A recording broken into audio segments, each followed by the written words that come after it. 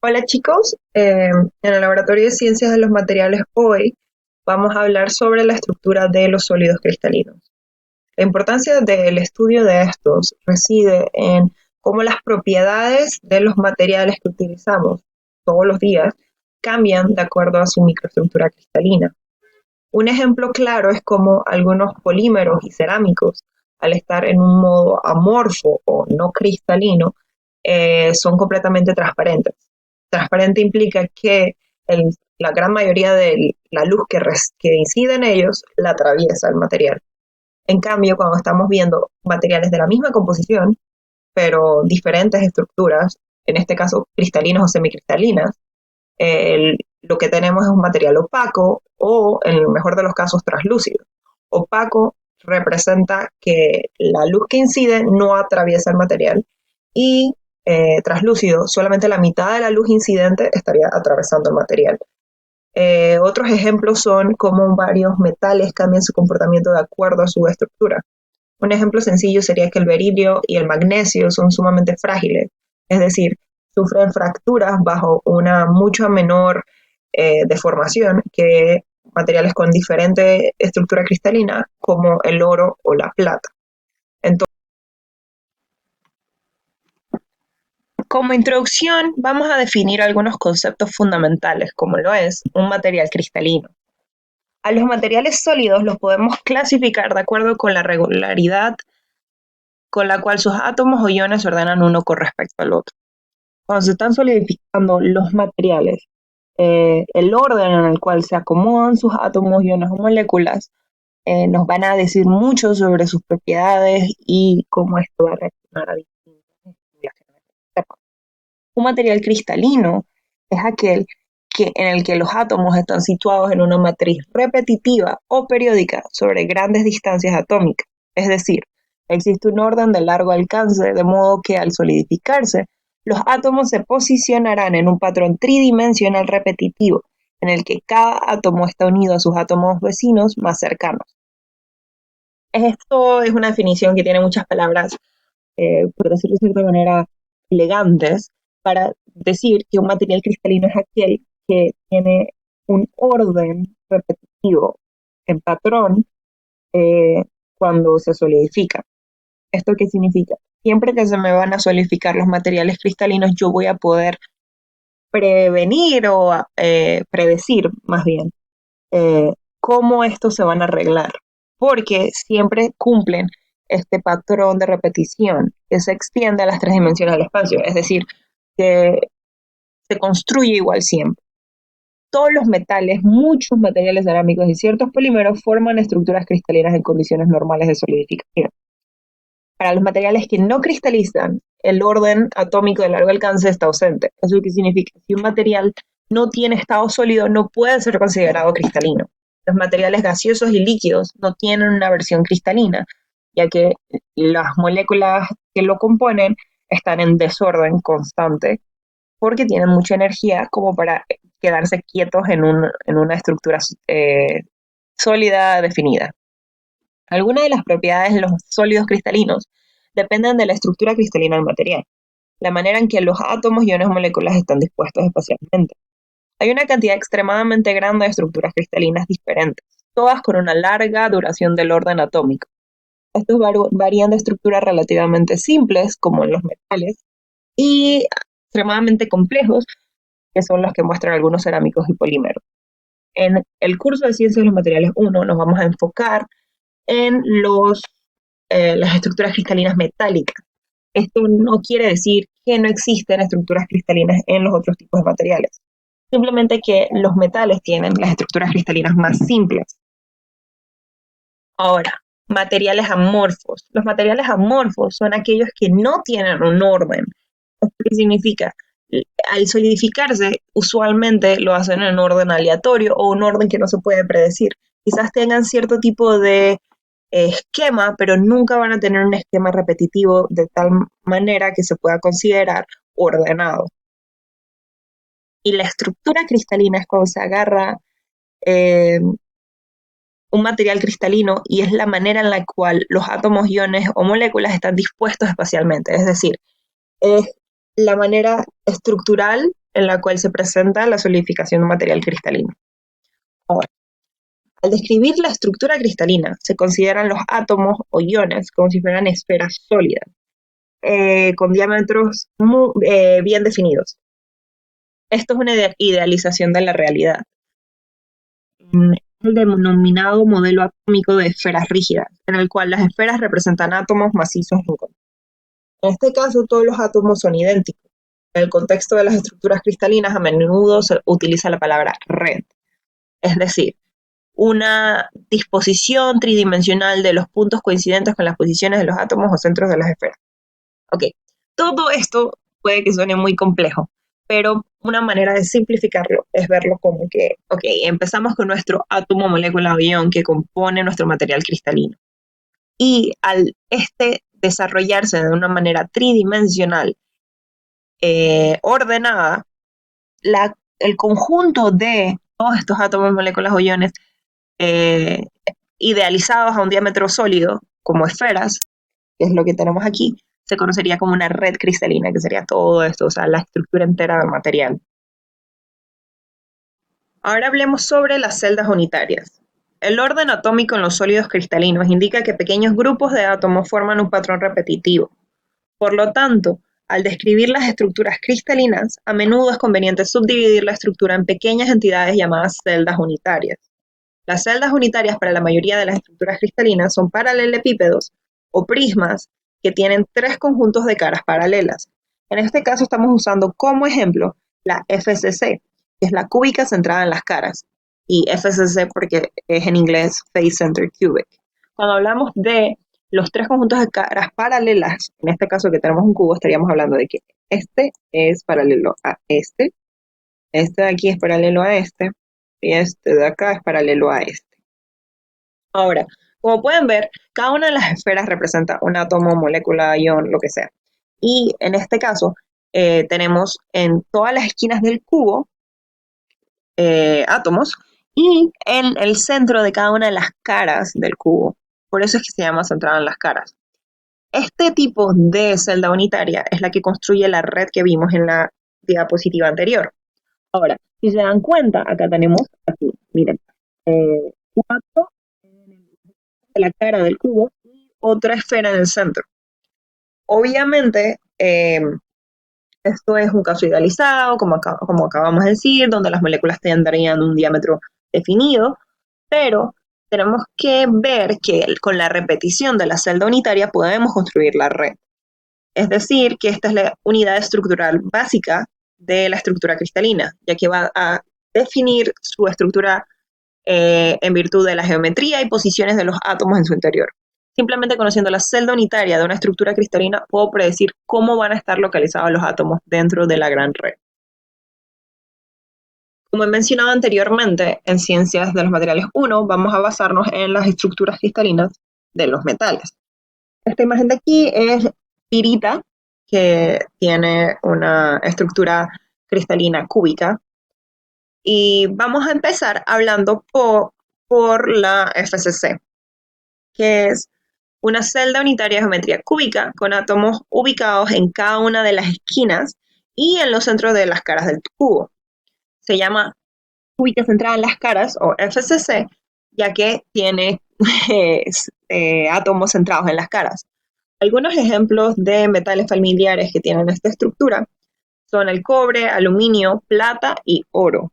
Ahora, el FCC en realidad no contiene dentro de su celda unitaria todas las moléculas o toda la esfera que representa la molécula, sino que, como la imagen que vimos anteriormente, lo que está contenido dentro de su celda unitaria es lo que no es compartido con las celdas unitarias aledañas.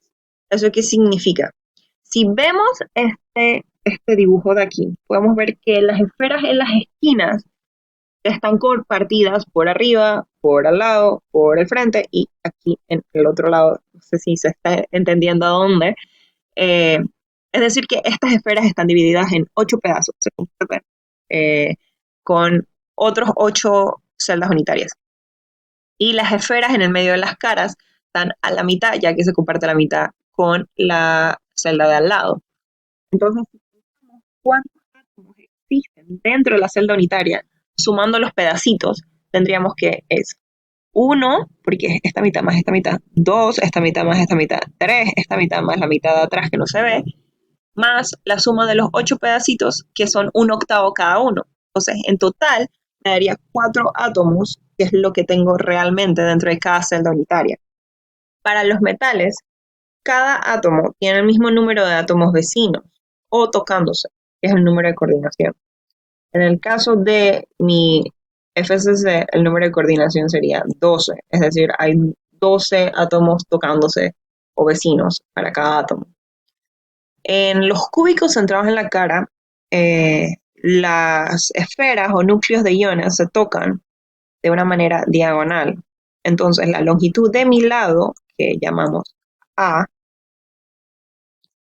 se puede calcular con el radio de las moléculas. Aquí la línea probablemente no me quede recta, pero como vemos aquí, tenemos un radio, otro radio y otro radio. Y mi longitud acá va a ser A también.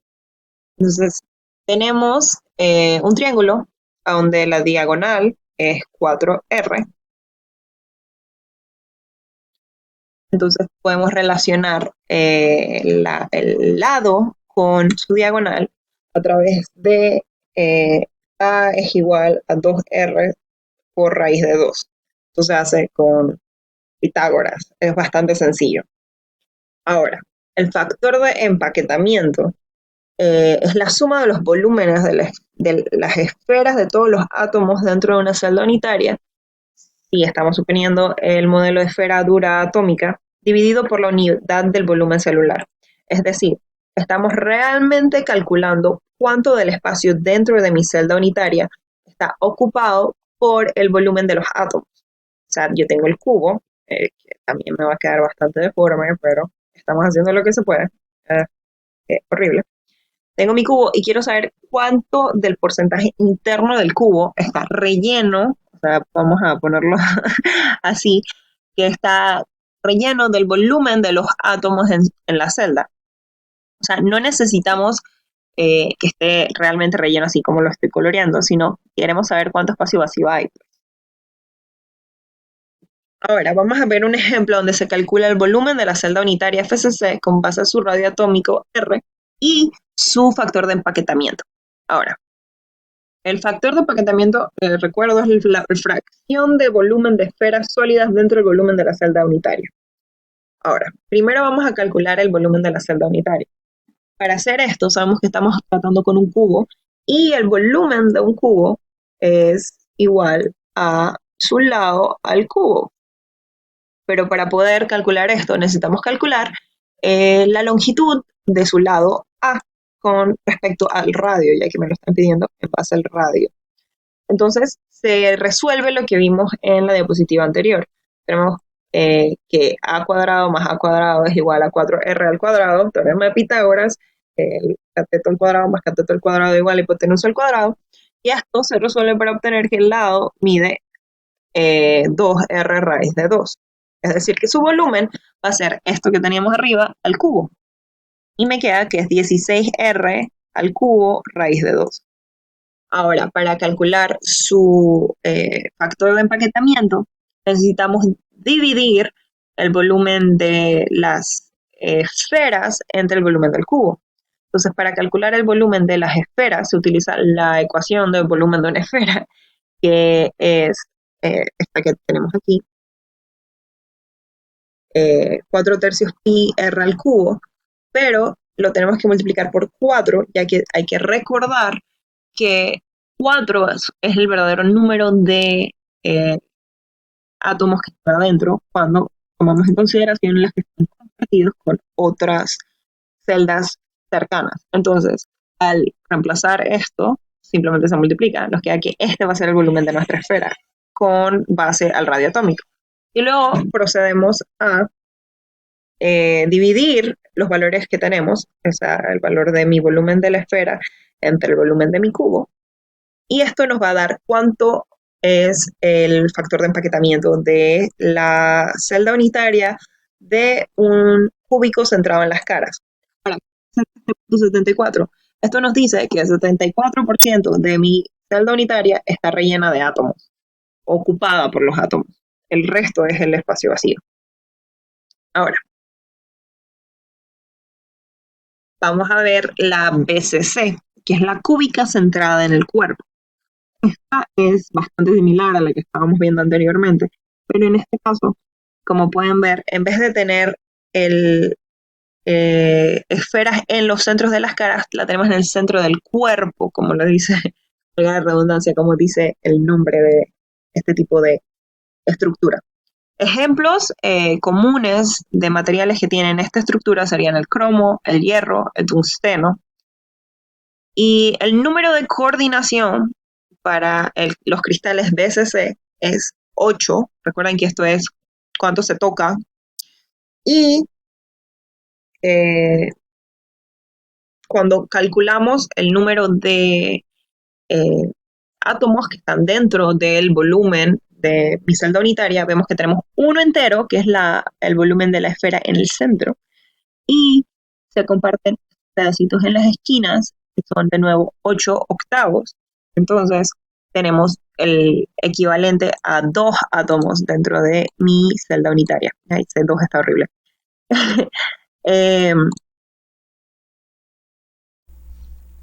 Ahora, en este tipo de presentación que tenemos aquí, simplemente son las esferas de mis moléculas hechas chiquitas para poder que a simple vista se vea el número de átomos que tengo en mi celda unitaria. En este caso sería 1, 2, 3, 4, 5, 6, 7, 8, 9.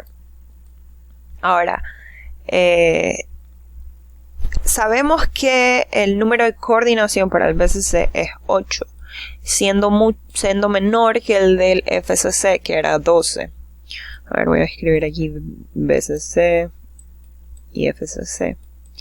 Esto de inmediato me está dando una pista de que el factor de empaquetamiento de mi estructura BCC, que es 0.68, va a ser menor que el factor de empaquetamiento de mi estructura FCC. ¿Esto qué significa? Hay que recordar que significa el volumen 7.4. El volumen ocupado dentro de mi celda unitaria por las moléculas. O sea que hay más espacio vacío en una estructura BCC que en una FCC.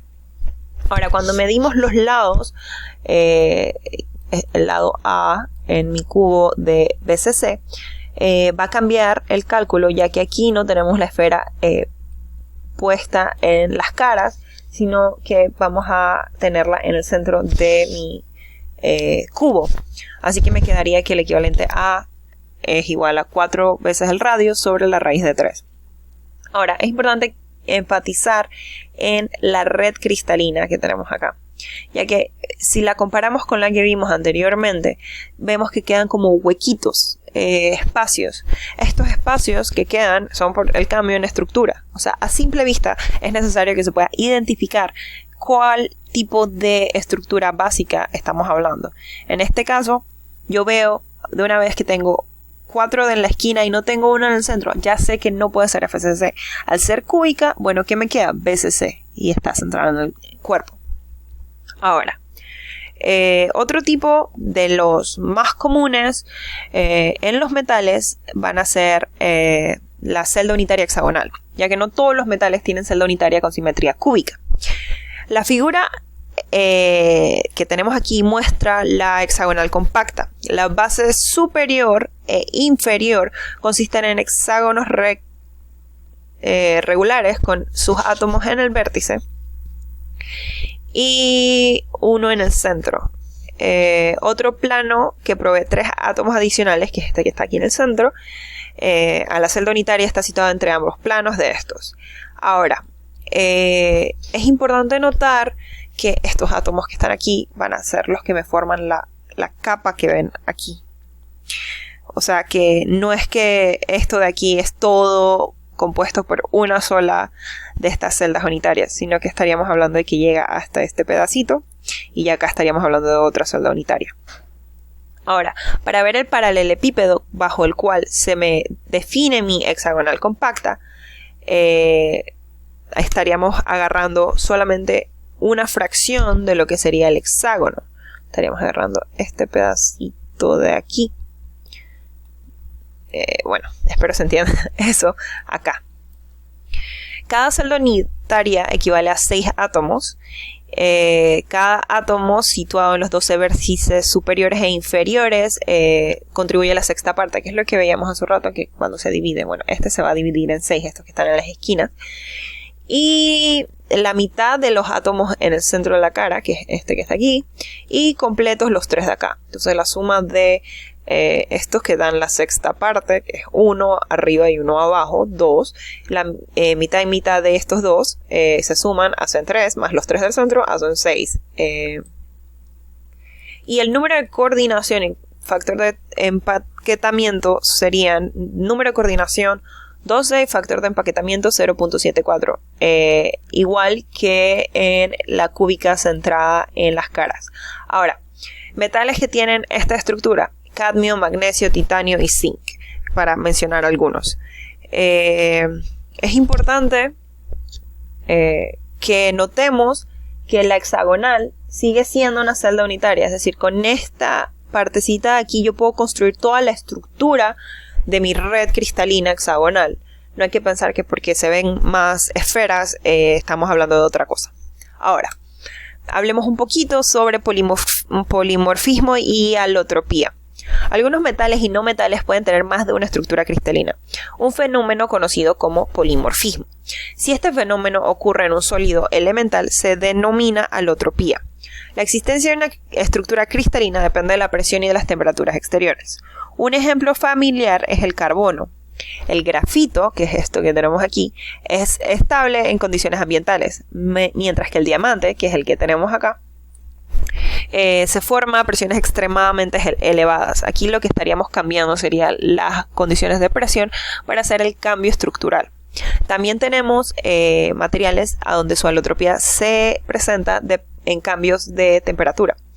El hierro puro tiene una estructura a temperatura ambiente BCC, que es este que podemos ver acá abajo, ferrita alfa.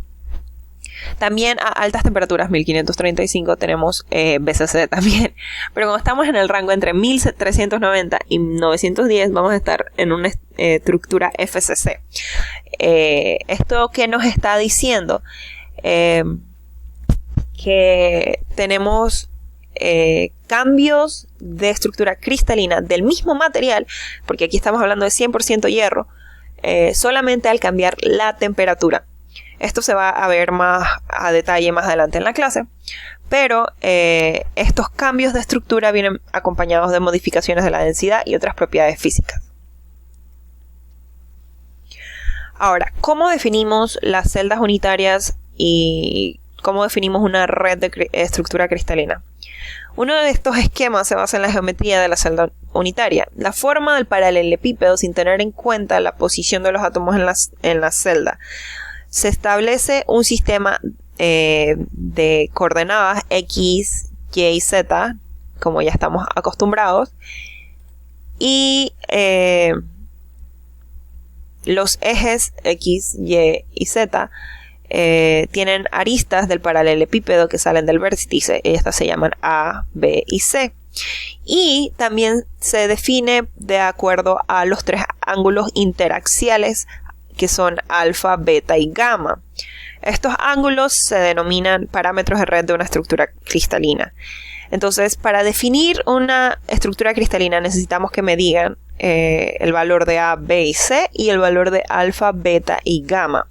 Los que hemos visto anteriormente eran cúbicos, así que A era igual a B, que era igual a C, y alfa es igual a beta y igual a gamma. Y aquí tenemos los ejemplos, ya que en base a los parámetros de red hay 7 posibles combinaciones diferentes de A, B, C, alfa, beta y gamma, y cada uno representa un sistema cristalino. Los 7 sistemas cristalinos son cúbico, hexagonal, tetragonal, romboédrico, que también se conoce como trigonal, ortorrómbico, monoclínico y triclínico.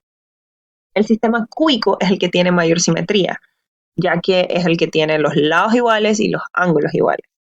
Y el sistema con menor simetría es el triclínico, ya que ninguno de los lados tiene la misma medida y ninguno de los ángulos mide igual.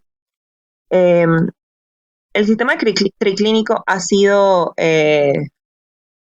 utilizado para realmente meter cualquier cristal que no encaja dentro de ninguno de los otros tipos de sistemas, ya que puede que tenga un patrón, pero que el patrón no sea tan definido como los otros.